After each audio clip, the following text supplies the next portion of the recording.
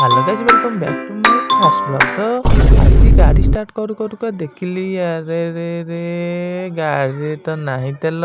तो फटाफट गाड़ी धरी बाहरी गलु आम डेस्टिनेशन को। तो प्रथम तो बाहर तेल टांकी एते गहली, अरे ये तो लाइन लगिला एमती लगे मत। तो 50 टकर अच्छी 50 टकर केते तेल हो देखिए। तो फास्ट तेल पकड़ा गलु, ये तो लाइन सरुनी।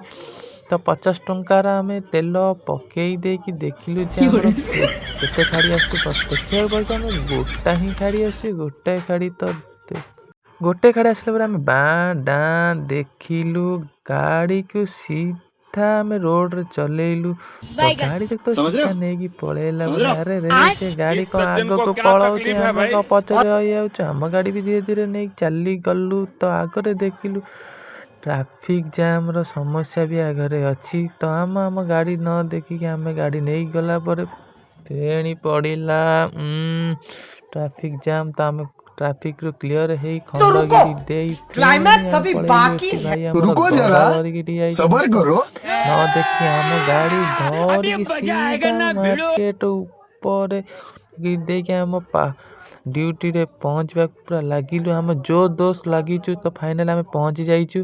तो वीडियो केन लाइक